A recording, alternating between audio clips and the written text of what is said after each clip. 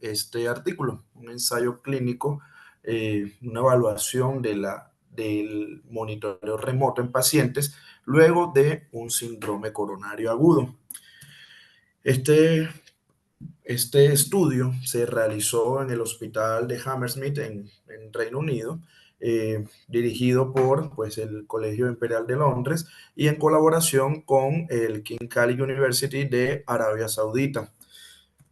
El autor principal, el doctor Ramzi Khamis, pues un cardiólogo intervencionista, director también del Departamento de Cardiología y Cirugía Cardiovascular del Imperial College,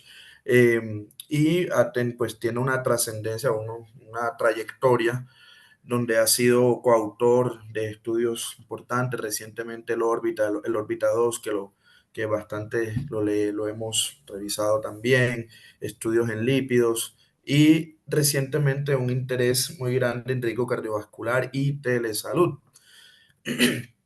Pues este artículo publicado en el JAC, yo creo que sobra la presentación de la importancia de esta revista, sabiendo que es en el cuartil 1, una revista de alto impacto a nivel mundial. Y bueno, digamos que este artículo inicia o se crea, o este estudio se crea basado en un problema, en el problema de la readmisión después de un infarto agudo de miocardio o un síndrome coronario agudo. Citan varios artículos donde los reingresos... Roberto, Señor, perdón, creo que no te señor, estás mostrando la diapositiva que no te se ve. apoya eso, ¿no? Ahora sí. Ahora sí, ok, qué pena. Bueno, digamos que parten de un problema que es la readmisión, ¿cierto? La rehospitalización luego de un síndrome coronario agudo. Citan varias bibliografías dentro de las cuales se ven varias cortes que pueden ir desde un 9%, como fue esta corte, una corte retrospectiva desde el 2002 al 2014, en Inglaterra también, donde hubo un reingreso del 9% en el primer mes. También hay otra, una corte más grande, una corte histórica, ya pero un poquito más antigua, que el reingreso fue hasta un 25%, ¿cierto? Y muy importante que las causas no cardiovasculares representaron desde un 40 hasta un 50% en esta corte, donde predominaron los síntomas respiratorios, las infecciones respiratorias, problemas gastrointestinales, problemas de sangrado, y hubo, digamos que los pacientes que más presentaron reingreso fueron pacientes más añosos, pacientes que al egreso presentaron, o sea, egresaron con anemia, pacientes que no se revascularizaron, sino que solamente se les dio manejo médico. Entonces, digamos que esta problemática del reingreso y también sumado a que las recomendaciones actuales en las guías más recientes de síndrome coronario agudo están enfocadas principalmente perdón un momentico, vamos a sacar el cursor,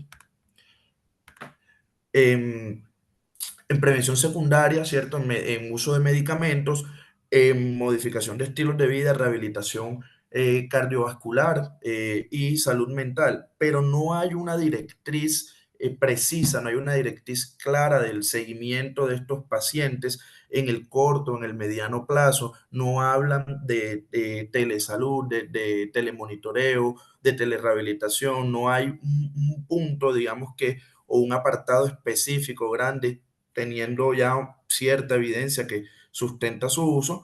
Entonces, viendo estas limitaciones, crearon este protocolo y realizaron este ensayo clínico. Eh, También nos muestran dentro de la literatura que cita el artículo, por ejemplo, este artículo donde estos pacientes, aquí son dos cortes que se compararon, dos cortes retrospectivas de pacientes con falla cardíaca de fracción de eyección reducida, donde el telemonitoreo se asoció a una disminución en consultas a urgencias y hospitalizaciones en la corte de los pacientes que estaban seguidos con telemonitoreo, y que incluyendo el costo del telemonitoreo, el costo total de salud en la corte que tenía el programa de telemonitoreo fue 4 veces menor. donde los costos en rehospitalización y atención a urgencias fueron los que aumentaron los costos en salud de estos pacientes que no venían seguidos con estrategias de telemonitoreo. Y también citan un metaanálisis donde evidencian beneficios en cuanto a telemonitoreo. Este es un metaanálisis de estudios, de prácticamente todos los estudios publicados en cuanto a pacientes con condiciones cardiovasculares y telemonitoreo hasta enero del 2021.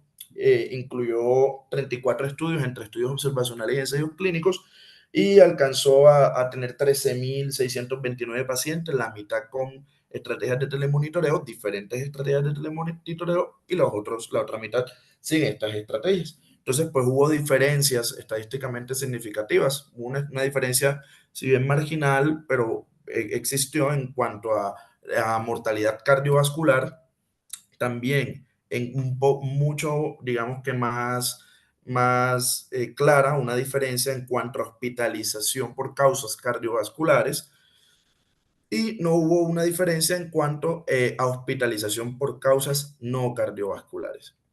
Entonces, digamos, ya entrando en materia del artículo en cuestión, los pacientes fueron pacientes que presentaron síndrome coronario agudo, desde anginas inestables, infartos con elevación del ST o infartos sin elevación del ST.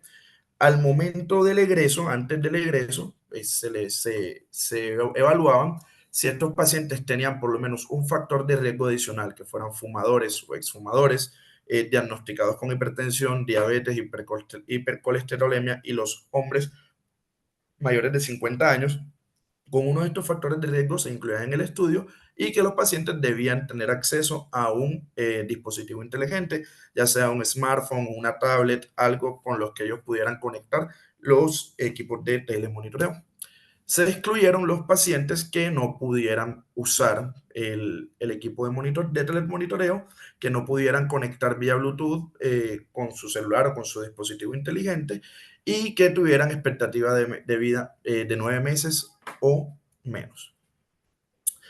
El desenlace primario fue hospitalización, diferente a ingreso a urgencias. Si el paciente ingresaba a urgencias y no se hospitalizaba, no entraba dentro del desenlace primario, y fue a los 6 meses de seguimiento versus el grupo control. Que hacer una claridad, el seguimiento fue de 9 meses. Sin embargo, a los 6 meses el paciente regresaba digamos que el equipo de telemonitoreo, y ya no se le hacía un telemonitoreo como el del protocolo, pero ya el paciente, digamos que estaba educado en muchas de estas cosas. Entonces, el tiempo en los desenlaces secundarios se evaluaron el tiempo de estancia hospitalaria a los 3, a los 6, a los 9 meses. Se evaluó también infarto de miocardio, stroke, mortalidad por cualquier causa a los 9 meses. También se reportan datos de falla cardíaca y de mortalidad y morbilidad cardiovascular.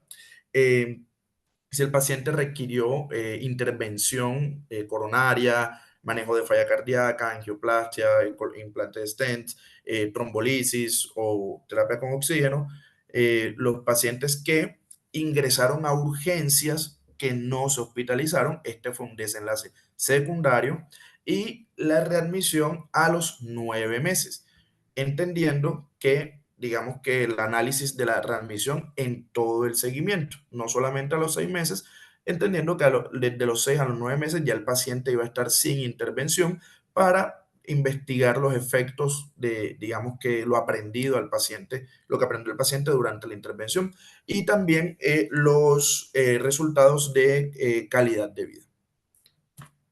Entonces, este fue el equipo que recibió el paciente. Es un cinturón que realiza electrocardiogramas.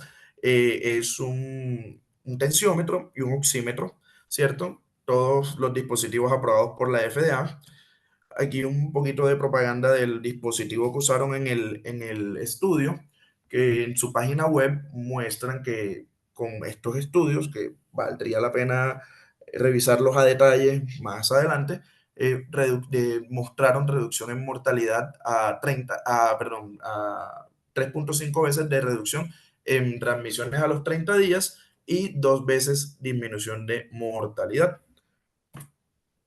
Entonces, el equipo de trabajo del protocolo, el paciente tenía existen unas categorías, o definieron unas categorías, ¿cierto? De síntomas y las clasificaron por colores. Palpitaciones presentes o ausentes, dolor torácico sin dolor o que tenga nuevo dolor torácico o empeoramiento, disnea presente o ausente, ausente o presente o empeoramiento, síncope, presíncope o nada de, digamos que de sintomatología de mareo, frecuencia cardíaca, aquí hay un error, aquí es menor que este del apéndice suplementario.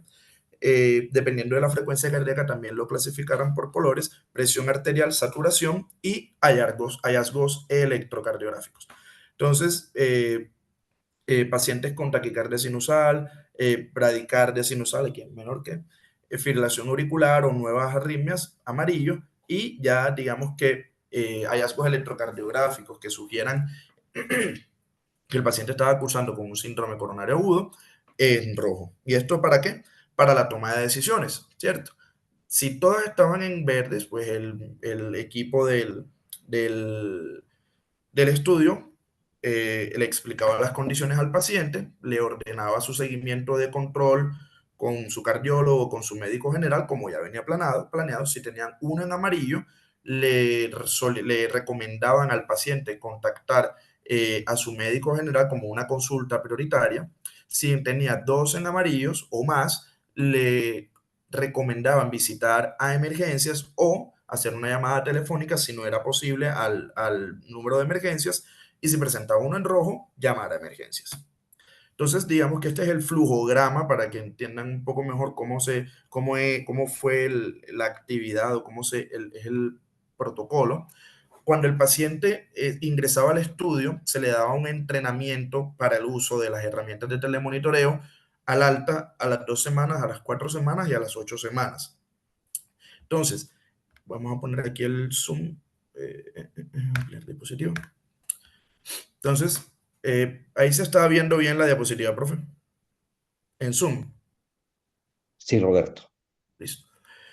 Entonces, paciente que fuera admitido con síndrome coronario agudo cerca al alta, se aplicaban los criterios de inclusión y exclusión y se aleatorizaban. Entonces, en el grupo control, que eran los pacientes que no tenían los equipos de telemonitoreo, un cuidado estándar, ¿cierto? Y se les hacían llamadas de seguimiento a los 3, a los 6, a los 9 meses. Y en el Active Arm o el equipo, los pacientes que tenían el equipo de telemedicina, ellos mismos, digamos que si presentaban algún síntoma, ellos usan el equipo de telemedicina y se activa un mensaje de texto al teléfono de la persona encargada en ese momento, el disponible, ¿cierto? Los horarios de disponibilidad eran de 7 de la mañana a 11 de la noche. Fuera del horario de disponibilidad, fines de semana y horario de madrugada, se les recomendaba a los pacientes que si presentaban síntomas, consultaran a urgencias, ¿cierto? Luego de que el paciente ya tuviera los datos del equipo de telemonitoreo, presión arterial, saturación, electrocardiograma, el personal del ensayo clínico se contactaba con el paciente, le hace unas preguntas de, digamos que de gravedad, que si es el paciente el que estaba hablando, si no es, si tiene pulso, si está respirando, cuáles son los síntomas, si tenía dolor torácico severo de más de 15 minutos de duración, recomendaba el llamado a emergencia, si digamos que encontraba unas banderas rojas. Si no, pues el encargado del ensayo clínico se contactaba con el equipo de cardiología. Este equipo de cardiología estaba constituido también por fellows de cardiología, por cardiólogos del equipo, y tomaban la decisión dependiendo de lo que ya les mostré, dependiendo del diagrama de colores. Si no había respuesta en los primeros 5 minutos, se llamaba un cardiólogo de respaldo, que era el director del ensayo clínico, y si no había respuesta definitiva de ningún personal de cardiología en más de 15 minutos, se recomendaba al paciente llamar a emergencias o consultar a emergencias. Entonces, esto es un resumen de lo que ya les hablé. Y en cuanto a variables sociodemográficas, vemos que los pacientes, tanto del grupo control como el grupo de intervención, tienen digamos que unas características sociodemográficas muy similares. digamos que solamente una minoría fueron mujeres, pero esto, digamos que fue la representación de los pacientes que llegaban al servicio de urgencias, pues tenían todas sus variables sociodemográficas muy similares: fumador, diabéticos, enfermedad cardiovascular, cerebrovascular, enfermo renal crónico, antecedentes de infarto miocárdico, revascularización, revascularización quirúrgica, etcétera. Entonces, una población que era muy similar. Y en cuanto a los resultados que observamos, vemos que los pacientes que se encontraban en el grupo intervención, solamente a los 6 meses presentaron 8 ingresos, 8 hospitalizaciones, comparado con 29 hospitalizaciones, con un intervalo de confianza, un hazard ratio de 0.24, intervalo que no toca la unidad, y con un valor de P menor a 0.001. Digamos que el endpoint primario sí se cumplió con una diferencia bastante importante. En los desenlaces secundarios, en la estancia hospitalaria de 0 a 3, de 0 a 6 y de 0 a 9 meses, también hubo diferencias estadísticamente significativas en estancia hospitalaria. En visitas a urgencias también hubo una disminución en visitas a urgencias. 24 pacientes visitaron urgencias y 37 visitaron en el grupo control, con una P estadísticamente significativa. No hubo diferencias en mortalidad por cualquier causa, pero sí, muy curiosamente, hubo muchos menos infartos en el grupo de intervención, con una P estadísticamente significativa. No hubo diferencias tampoco en stroke. Pacientes revascularizados, pues consultaron más, se infartaron más, se revascularizaron más, también con diferencias estadísticamente significativas. Y el seguimiento a 9 meses, ya cuando el paciente, lo que les comentaba, que desde el mes 6 al mes 9 no tenía el equipo de monitoreo, también hubo diferencias estadísticamente significativas, tanto de hospitalización como de ingresos a urgencias, ¿cierto?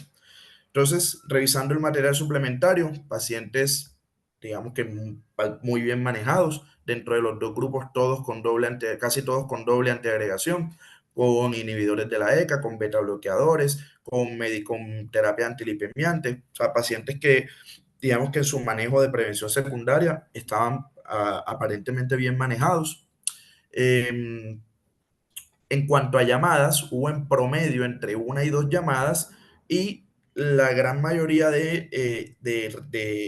digamos que recomendaciones por parte del personal fue explicarle los síntomas al paciente, que continuara su seguimiento habitual o que visitara de manera, digamos que prioritaria, a su médico de atención primaria. Solamente 15 pacientes se les recomendó visitar urgencias y 5 pacientes llamar a emergencias. Entonces vemos que en el análisis de subgrupos, vemos que hubo una diferencia también estadísticamente significativa en cuanto a pacientes hombres. Hubo más hombres que por género hubo diferencia, en las mujeres no hubo diferencias significativas. Por edad también hubo diferencias, mayores de 50 años.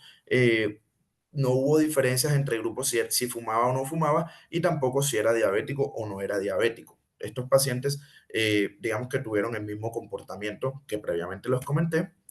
Y pues esto para mostrarles nuevamente que sí hubo una diferencia muy significativa en cuanto a infarto agudo de miocardio, ¿cierto?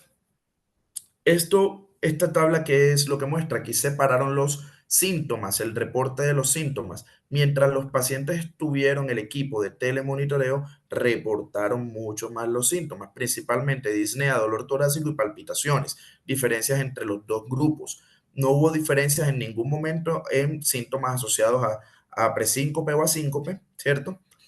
Pero sí hubo una diferencia cuando ya el paciente estaba sin el equipo de telemonitoreo. Ya no hubo una diferencia, digamos que estadísticamente significativa, en el momento de reporte de síntomas. Y esta es una tabla que nos muestra aisladamente el seguimiento entre el mes 6 y el mes 9, donde no hubo tampoco diferencias estadísticamente significativas en readmisión o, digamos, en ingresos a urgencias. Cuando se hace el análisis de los 9 meses completos, la diferencia entre los primeros 6 meses es tan grande que alcanza a persistir esa diferencia estadísticamente significativa cuando se le suma este seguimiento también de los 6 a 9 meses, que digamos que es el estudio como se diseñó fue para un seguimiento a 6 meses.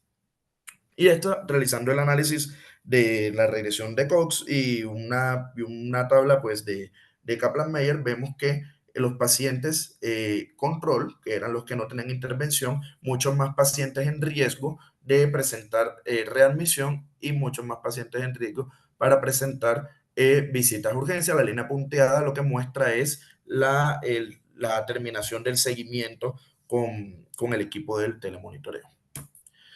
Entonces, esta es la ilustración central del artículo. Paciente con dispositivos de telemonitoreo, realiza llamada a cardiología, se toman decisiones y los endpoints primarios, que era hospitalización a los 6 meses, rehospitalización, vemos una diferencia bastante marcada y este como endpoint secundario, visitas a urgencias sin hospitalización, también con una diferencia estadísticamente significativa. Entonces, las limitaciones de este estudio, un estudio que fue un estudio de un solo centro, muchos más hombres que mujeres, pues los autores refieren que literalmente fueron, así fue la distribución de pacientes que acudieron a urgencias, por eso se mostró esa distribución tan dispar entre hombres y mujeres. Algunos datos fueron retrospectivos porque los pacientes también llamaron, por ejemplo, presentaron el síntoma en horas de la madrugada, no consultaron urgencias, sino que al día siguiente llamaron a relatar los síntomas cuando ya el paciente se encontraba asintomático. Entonces, también eso puede influir un poco en los datos, ¿cierto? Limitaciones también de manejo solo a pacientes con dispositivos inteligentes, es otra limitación que relatan los autores. También la disponibilidad del personal en países con recursos limitados. Tenían cardiología disponible de 7 de la mañana a 11 de la noche, de lunes a viernes, y no solamente cardiología, también un equipo de enfermería y fellows de cardiología. Entonces, digamos que es un recurso humano bastante importante para este estudio, y que fue un estudio evaluado en una población de estrato socioeconómico alto, con una población que de un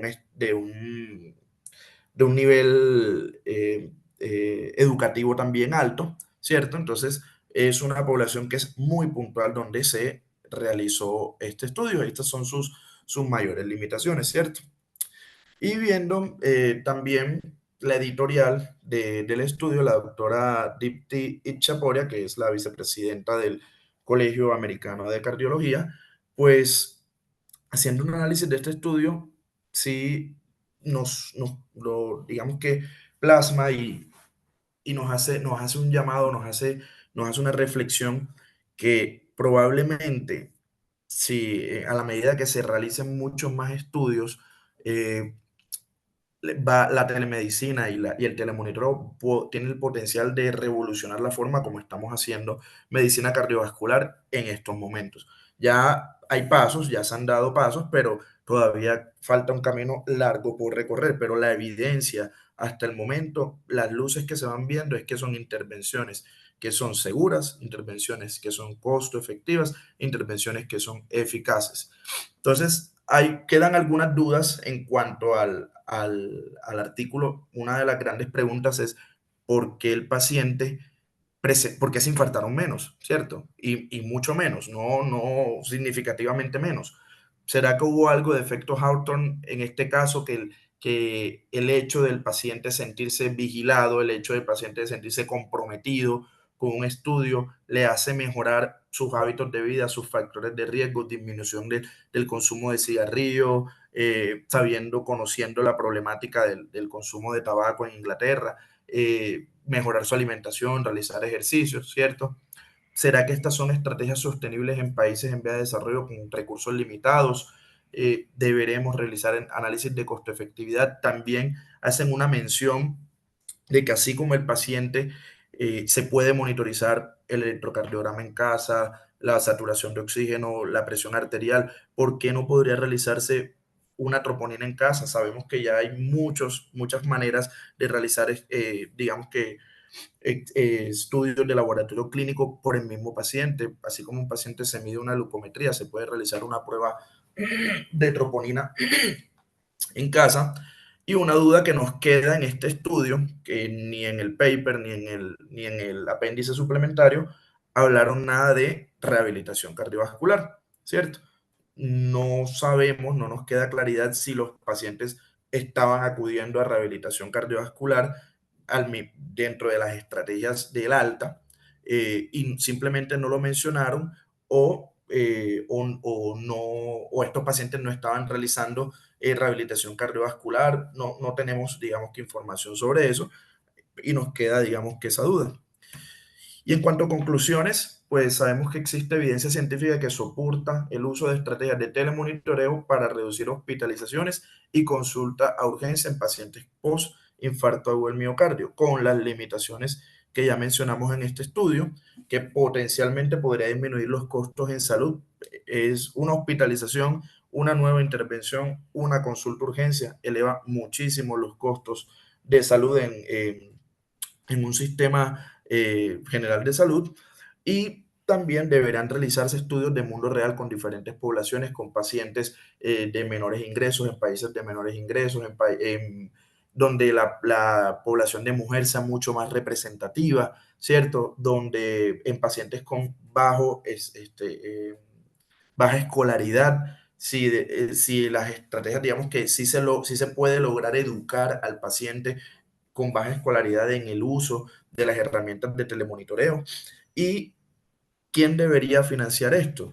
En este caso, pues digamos que sí, este estudio tuvo financiación estatal por el Servicio Nacional de Salud de Inglaterra, pero conociendo las problemáticas y las limitaciones de los sistemas de salud en Latinoamérica y en muchas otras partes del mundo, viene la pregunta: ¿esto debería ser financiado? ¿Debería ser una política de Estado, una política de salud pública? ¿Deberíamos realizar estudios para que esto se convierta en una política de salud pública, entendiendo que la mortalidad cardiovascular es, digamos, que es la más prevalente en el mundo, y que también los costos de atención son muy elevados? Y si podemos disminuir estos costos, podemos disminuir mortalidad con todas las estrategias, es potencialmente una estrategia de salud pública. Y bueno, eso es lo que traía para presentarles esta noche. Quedan abiertos los micrófonos para las intervenciones y preguntas. Muchísimas gracias, Roberto, por tu presentación y se abre la discusión. Si quieres, esto puedes poner, Roberto, dejemos por el momento allí, ahí está perfecto. Tenemos en el auditorio diferentes disciplinas. Hay eh, mm, algunos colegas que han hecho telesalud, tenemos personas que tienen una experiencia en medicina del ejercicio y medicina deportiva. Hay rehabilitadores cardíacos, de manera que vamos a tener muchas preguntas, observaciones y comentarios. Alejandro Hernández, qué rico que estás con nosotros. Por favor, está abierto el micrófono a tu disposición. Yo, de todas maneras, voy a hacer una pequeña presentación tuya porque es muy valioso el que nos hayas acompañado. Alejandro está liderando todo un proceso en la parte de registros médicos en la Hospital Alma Mater. Tiene su maestría en telesalud y es un líder en este momento en lo que es inteligencia artificial en la Facultad de Medicina. Alejo, adelante, hermano.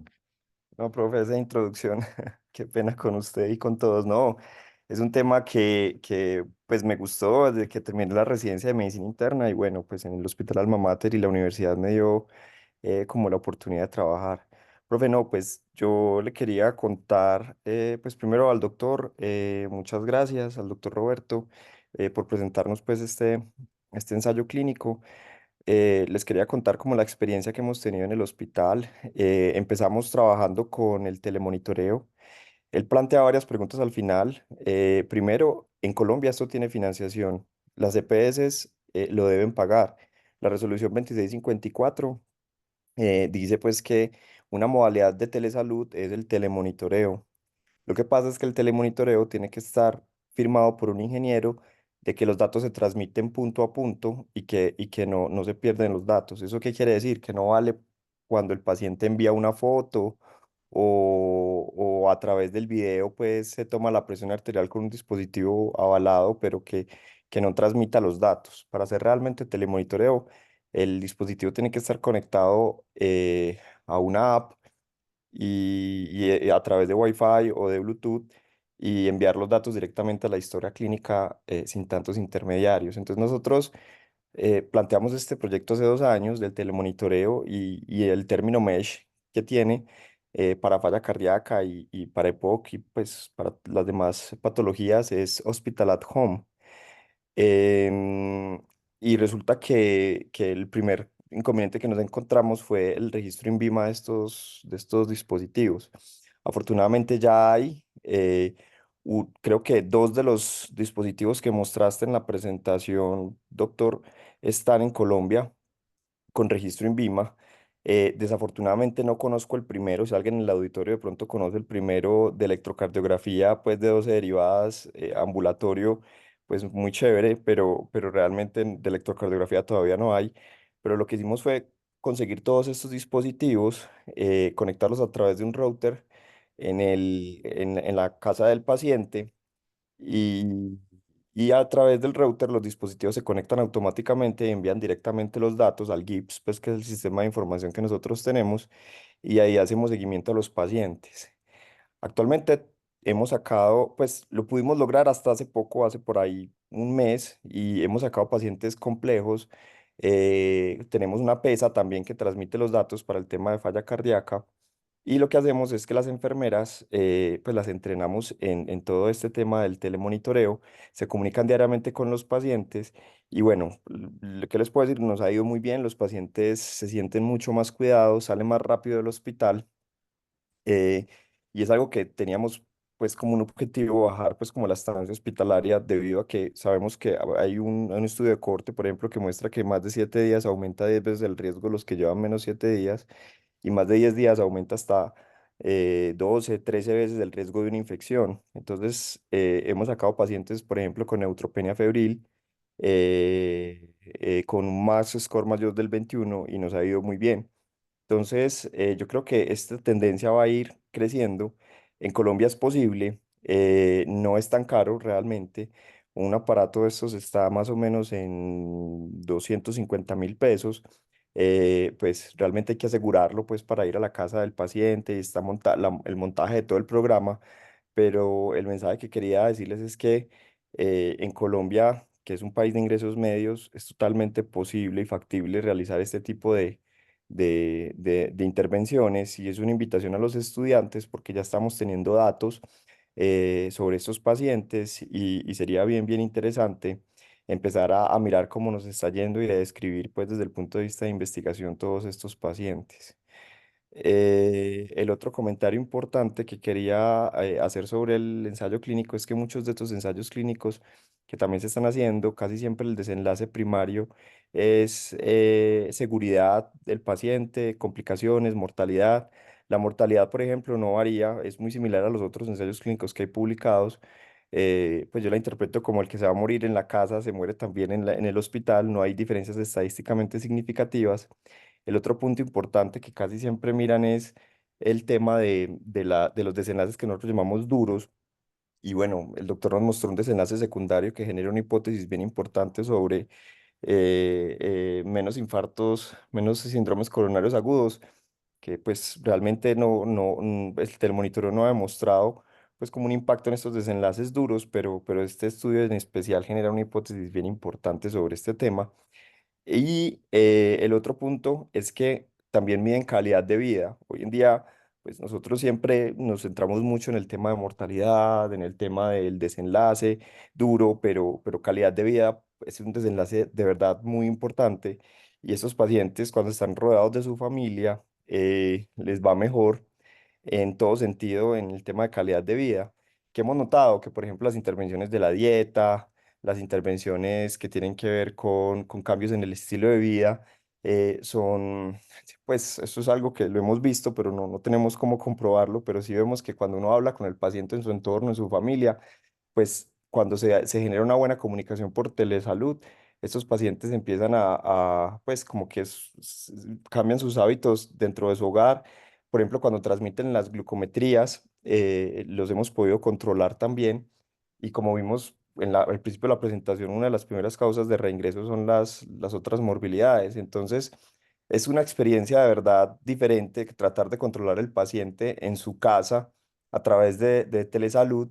Pero bueno, realmente esto es algo que está pasando aquí en Colombia también y que de pronto no tenemos los recursos para hacer los estudios de ensayos clínicos tan grandes, pero sí los podemos montar y es una invitación para que también pues puedan pensar pues como cuando están en la sala de hospitalización, que darle de alta a un paciente de estos con un buen servicio de telemonitoreo puede ser beneficioso. Espero que aquí estén mis colegas internistas del hospital, que también todos estuvieron invitados para que ellos se animen pues a conectar más pacientes en este programa. Y muchas gracias, profe, a usted por la invitación y por armar este espacio académico y por supuesto al Felo por la excelente presentación. Oh, Alejandro, muy estimulante toda la información que nos cuentas y tu estímulo a todos para participar en actividades de esta índole y en investigación. No sé si tengas algún comentario, Roberto, para lo que acaba de Sí, informar Alejandro. sí, profe. No, que es muy interesante ese desenlace secundario de disminución en infarto agudo miocardio. ¿Por qué? Porque si bien el artículo en mención no habló nada de rehabilitación, sabemos que la rehabilitación cardiovascular es una estrategia con grado de recomendación 1A y que sabemos que muchos de nuestros pacientes todavía, cada vez son más, ¿cierto? Pero todavía están faltando muchos pacientes que ingresan a programas de rehabilitación cardiovascular y que si bien son programas que son o que giran en torno a actividad física, no es solamente esto, tienen muchos ejes, estrategias para disminuir el consumo de tabaco, de alimentación, de salud emocional, de salud sexual, son muchas estrategias que giran en torno a estos programas que también hay estudios cuando con el profe revisábamos todos los temas y toda la rehabilitación dependiendo de la patología. En muchas patologías se han estudiado estrategias de telerehabilitación, inclusive en la fase 2 y en la fase 3 de rehabilitación, donde también han impactado positivamente, inclusive algunos estudios en desenlaces duros. Entonces, probablemente que aunque sea, digamos que un desenlace secundario que nos sirva para plantear hipótesis, el hecho de que el paciente esté en un programa de telemonitoreo también lo lleva a realizar actividades que hacen parte del programa de rehabilitación cardiovascular, ¿cierto? Entonces, probablemente, digamos que es una hipótesis, pero es factible que se integren también programas de telerehabilitación en estos programas y sería muy, muy interesante ver cómo le iría a nuestros pacientes.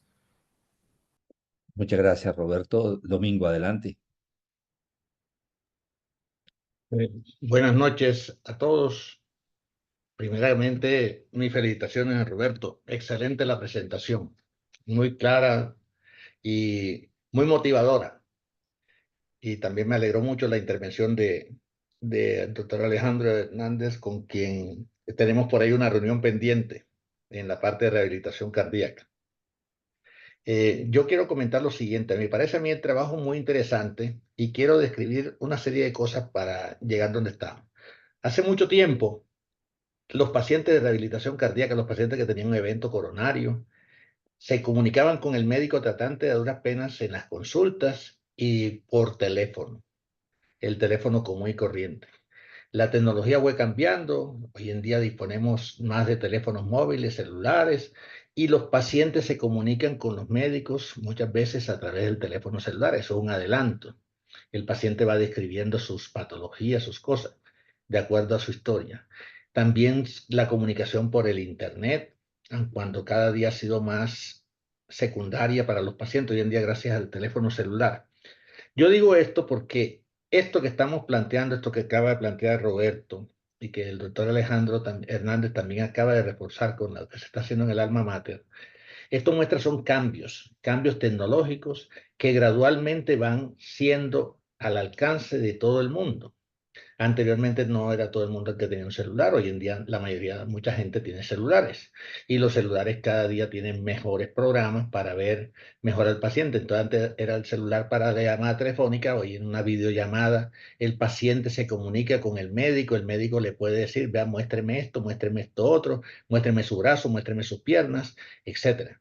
Y cada día hay más dispositivos aunque aquí todavía no hay como lo estaba, no lo conocía como lo estaba describiendo Alejandro, que ya hoy en día aquí el ministerio ya puede estar supliendo algunas de esas cosas, pero hay equipos para hacer también, así como está el pulso oxímetro, también hay equipos para hacer electrocardiografía a través del celular y que ese electrocardiograma puede ser, no es una cosa permanente, sabemos eso como se está planteando aquí. Pero yo digo, son pasos que se están dando y poco a poco yo soy optimista de que esto va a cambiar y me gusta mucho que esto siga evolucionando porque no tenemos que conformarnos nada más con que el paciente vaya al servicio. Lo que sí quiero también aclararle un poco a Roberto y a todos es que la rehabilitación cardíaca, si miramos una de las primeras diapositivas que decía Roberto, decía directamente el paciente no fumador, el paciente el control de la diabetes, del colesterol, es que la rehabilitación cardíaca implica educación al paciente. Tenemos que motivar al paciente a un cambio en el estilo de vida sobre sus factores de riesgo, no solamente la parte, y también la parte de la actividad física, no solamente en el laboratorio de rehabilitación cardíaca, sino también externamente. Y muchos pacientes, a pesar de todas las tecnologías, a pesar de todo el interés de muchos médicos en que sus pacientes vayan a rehabilitación cardíaca, las estadísticas muestran en el mundo, las que yo conozco, casi un 15 o un 20% en los Estados Unidos de los pacientes que requieren rehabilitación cardíaca son enviados a un programa de rehabilitación cardíaca. Entonces yo lo que creo es que tenemos que crear más conciencia también en los médicos que la rehabilitación cardíaca es un programa fundamental, que está ido evolucionando, que no es solamente llevar al paciente a hacer unos ejercicios allá, sino educar al paciente y darle también alternativas al paciente que vive en los pueblos. Hoy en día el gobierno, una de las cosas que tiene por ahí marcada el programa de salud del gobierno, el ministerio, es llevar la salud a la parte más distal. Y yo creo que esta parte deberíamos aprovecharla para brindarle eso a las personas de los pueblos para que no tengan que estarse desplazando y estamos haciendo un mejor control. A mí me parece que vamos por muy buen camino en ese sentido y a los pacientes tenemos que darle la oportunidad de pronto de vivir mejor y si estos son alternativas que nos brinda estos cambios, hay que motivar al paciente. Por ejemplo, nosotros en rehabilitación cardíaca nos comunicamos con el paciente tanto por el celular como por videollamada. Los pacientes muchas veces tienen los teléfonos en el caso mío, yo no tengo problema para darle el teléfono mío a los pacientes y hablo con los pacientes, converso con ellos y por teléfono, por videollamada, y uno le va dando ciertas orientaciones al paciente sobre la parte de los factores de riesgo, sobre la parte de las medicaciones, el control del peso corporal, que para mí es una cosa fundamental, y los factores psicológicos. Una de las cosas que estábamos viendo ahí en las primeras diapositivas que mostró Roberto es como la salud mental está directamente muy implicada en esto y nosotros actualmente estamos trabajando en una investigación sobre la parte de la salud mental, los problemas depresivos y estado de ansiedad en los pacientes con enfermedades cardiovasculares. Esto lo estamos haciendo con los psiquiatras del Hospital Alma Mater de Antioquia. Entonces, hay que abrirse en esto y estoy muy contento con lo que ha presentado Roberto. Muy bueno, felicitaciones y Alejandro, tenemos una reunión muy pendiente. Muchas gracias, profe. Muy bien, Domingo. Bueno, ¿alguien Sí, más profe, tiene claro. preguntas, aportes? Están todo disponible. Estamos en un ambiente amistoso, ¿verdad? Que bienvenida a las observaciones de todos. Estaba reflexionando con Roberto el por qué no se mencionó nada de rehabilitación cardíaca. Obviamente la pregunta que se hicieron los investigadores era, pues, la intervención esencialmente era el monitoreo, el telemonitoreo como estrategia para manejar los pacientes en el post-infarto de miocardio, posiblemente quitándole otros factores como los que aporta la rehabilitación cardíaca. Entonces ya empieza uno a imaginarse el que si hacemos una muy buena telerehabilitación cardíaca y además tenemos estas herramientas para hacer el monitoreo en las casas de los pacientes, lo esencial, y con toda seguridad se van a juntar la potencialidad benéfica de ambas estrategias y tendremos mucho mejores resultados y estaría precisamente por hacerse una investigación que incluya esas dos intervenciones, la telerehabilitación con toda su potencialidad y la parte de rehabilitación con toda su potencialidad. Invité a la reunión hoy a una de nuestras líderes en rehabilitación cardíaca en el país y que empezaron con mucha fuerza telerehabilitación durante la pandemia y aprendieron muchísimo de rehabilitación cardíaca durante la pandemia y han conservado esa estrategia, cosa que no lo hicieron los demás programas. Y me estaba contando que los resultados han sido supremamente satisfactorios. Pues obviamente que trabajan una modalidad híbrida que tal vez es la que más utilizan, pero que los éxitos que tienen son bien demostrados. De manera que ahí sí nos quedan preguntas y posibles preguntas de investigación muy interesantes. Felipe, adelante. Buenas noches para todos. Robert, muchas gracias por tu presentación y realmente es algo como muy bien lo mencionan los profes y como tú lo mencionaste en tu presentación, que esto es algo prometedor, pero yo sí quisiera, no sé, de pronto yo me quedo corto, Roberto de pronto también, de pronto el doctor Alejandro que ha estado un poco más con esta experiencia porque yo pensaría que uno de los nichos o una población que sería muy beneficiada de este tipo de intervenciones serían las poblaciones de los pueblos, como también lo mencionó el doctor Domingo. Pero me quedan dudas es en cuanto a qué podemos hacer nosotros, si esto parte de muchas políticas de salud que están determinadas por el gobierno, cómo el personal que va a someter o que está solicitando la intervención de rehabilitación cardíaca o de seguimiento ambulatorio, qué tendríamos que sustentar para que se pueda dar como más prioridades o de quién depende que se pueda determinar que una paciente, porque yo creo que más que todos los que estén aquí en el centro de la ciudad, pues sea más fácil el acceso a este tipo de intervenciones, pero precisamente los que son más vulnerables, los de pueblo y demás, cómo nosotros podemos hacer para que se pueda garantizar este tipo de intervenciones y más aún el proceso de telerehabilitación, o si realmente nosotros solamente llegamos hasta el punto de hacer la orden para que se pueda de alguna u otra forma, pues que el paciente haga por sus medios con la EPS lograr este tipo de intervenciones. Muchas gracias. Voy a atreverme a dar algunas reflexiones a lo planteado, Felipe. Mira que para todos es evidente que los programas de rehabilitación cardíaca son una recomendación 1A en falla cardíaca, en enfermedad coronaria, y poco a poco las otras patologías van siendo incluidas en esto, como arritmias tipo fibrilación auricular, cardiopatías hipertróficas. Mañana creo que se va a discutir ese tema, o el próximo jueves, cómo eh, esa intervención es de la fuerza que tiene el uso de los otros medicamentos y las otras intervenciones, y no los usamos. ¿Por qué? Posiblemente la fuerza que tiene nuestra costumbre de resolver las cosas formulando medicamentos y no tomándose el tiempo para orientar al paciente, acompañarlo en esto.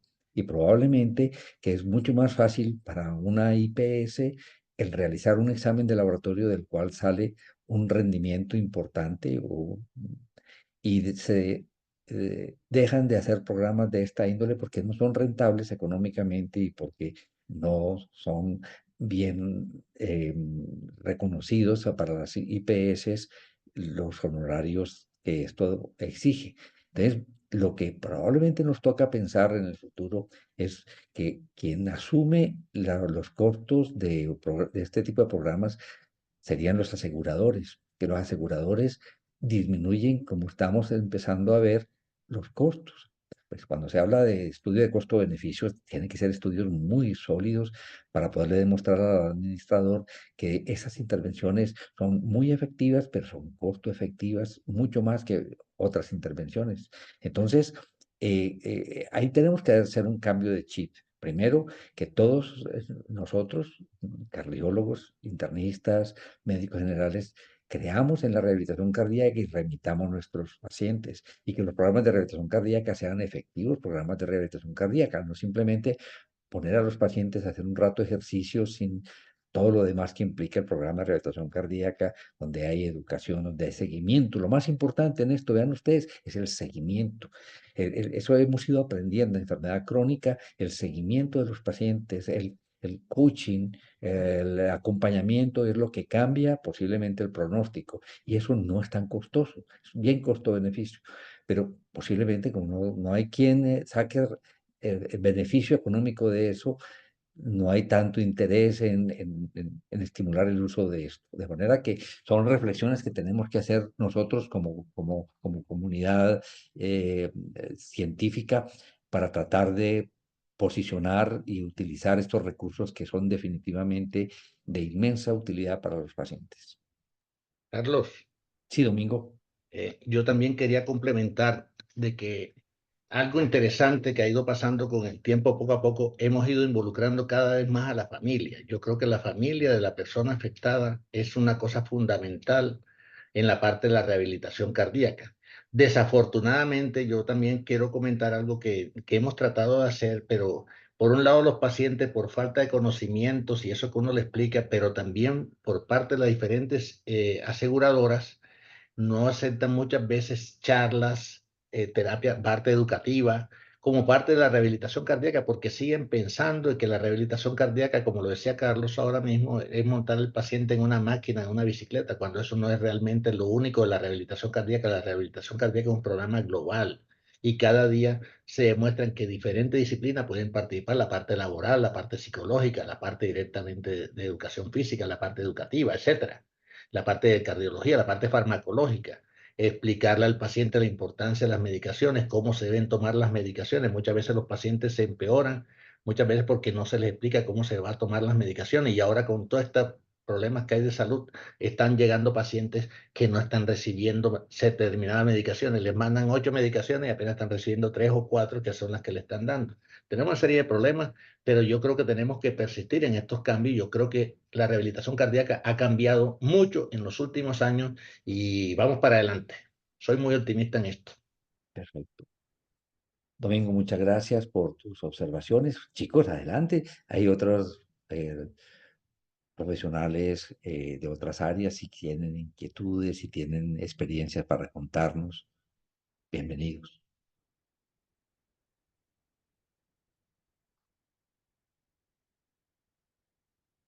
Bueno, no hay otras preguntas, no hay otras Profe, intervenciones. yo sí Adelante, Alejandro. quisiera, es que estoy dejando pues que los estudiantes, yo sí quisiera pues que si hay algún estudiante que opinara, los quería como eh, invitar a que opinen ustedes, realmente son el futuro de la medicina y realmente para nosotros es muy importante que hagan comentarios, opiniones, son demasiado valiosas, pues es una invitación.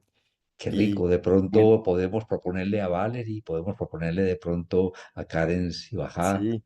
ah, un pequeño comentario de su experiencia, de las reflexiones que les produce estas evidencias.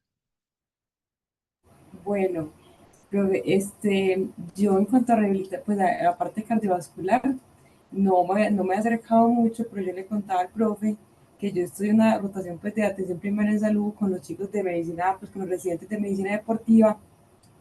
Entonces yo he implementado pues, no tanta inteligencia artificial, sino esta parte de dispositivos. Y por ejemplo, hoy nos enseñaban algo que ellos utilizan mucho y es todo el término de relojes, de estas tecnologías.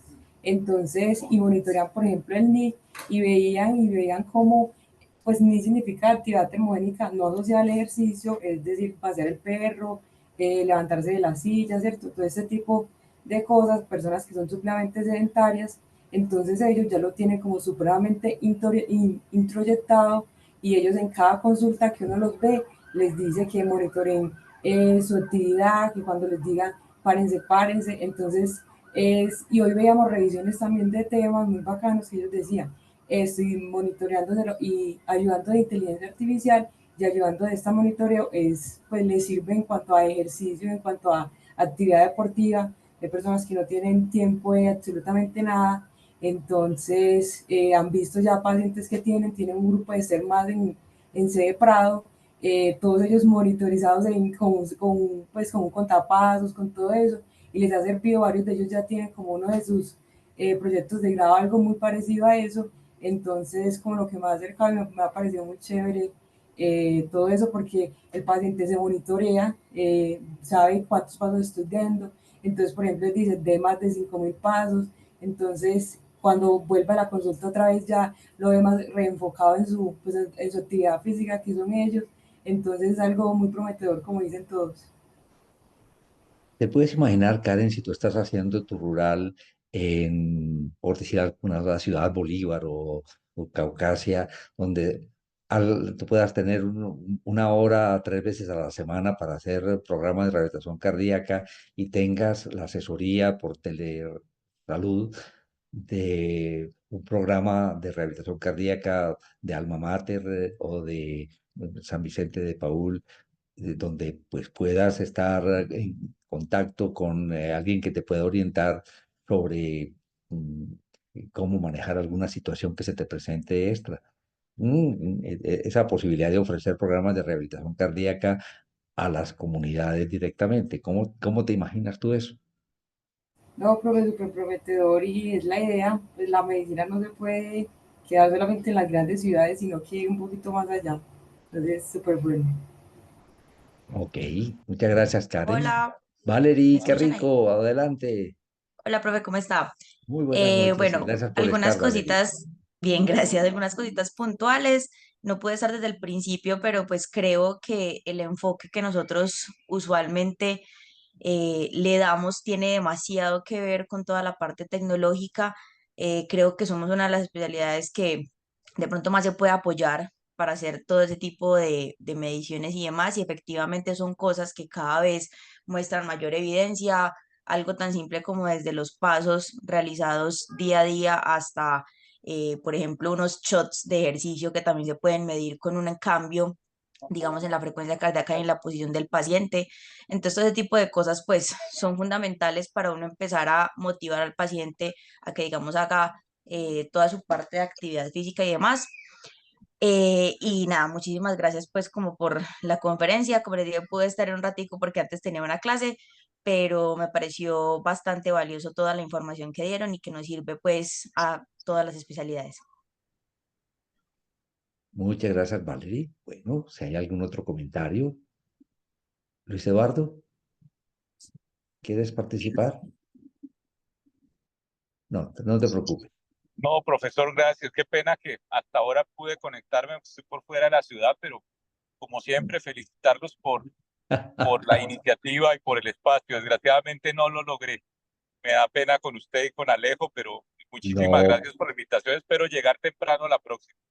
por favor, Luis, es un honor que nos acompañes, aunque sea en el cierre de la actividad, porque Luis Eduardo Pino es quien está llevando en sus hombros todas las iniciativas de inteligencia artificial en el país y ha hecho eh, productos impactantes. Y muchas gracias por todos los aportes que nos haces eh, semanalmente en Hipócrates y en todas las demás cosas, Luis. Y se los recomiendo, ojalá todos se suscriban a Hipócrates, donde hay información semanal muy provocativa.